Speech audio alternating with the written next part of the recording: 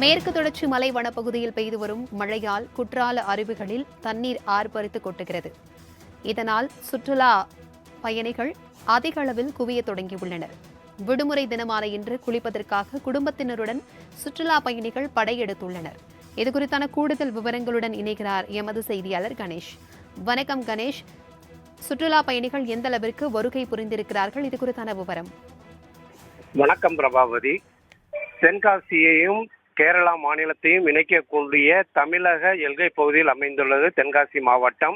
இதன் மேற்கு தொடர்ச்சி மலை அடிவார பகுதியில் இயற்கை எழில் சூழ அமைந்துள்ளது குற்றாலம். இங்கு ஜூன், ஜூலை, ஆகஸ்ட் ஆகிய 3 மாத கேரளாவில் தென்மேற்கு பருவமழை துவங்கியதும் சீசன் காலமாக அனைத்து அருவிகளிலும் நீர் ஆர்ப்பரித்து கொட்டும்.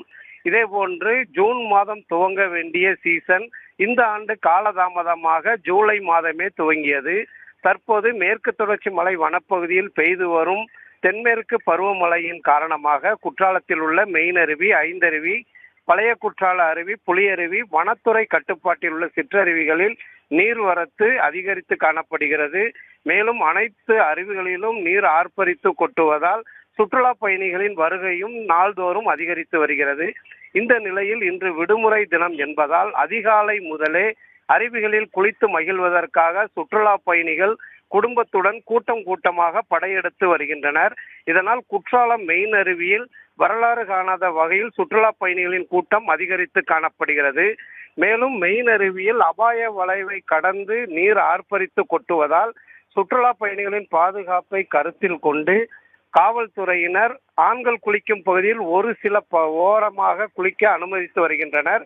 இதேபோன்று பெண்கள் பகுதிகளிலும் ஓரமாக குளிப்பதற்கு அனுமதிக்கின்றனர். இதனால் கூட்டம் அதிகரித்து காணப்படுகிறது.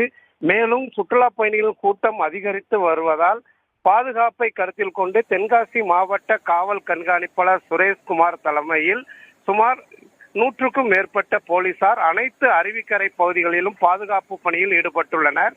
மேலும் திருட்டு போன்ற குற்ற சம்பவங்கள் நிகழாமல் இருக்கின்ற வகையில் சுற்றுலா பயணிகளுக்கு காவல்துறையினர் ஒலிபெருக்கி மூலமும் அறிவுறுத்தி வருகின்றனர். பிரபாவதி, தகவல்களுக்கு நன்றி கணேஷ்.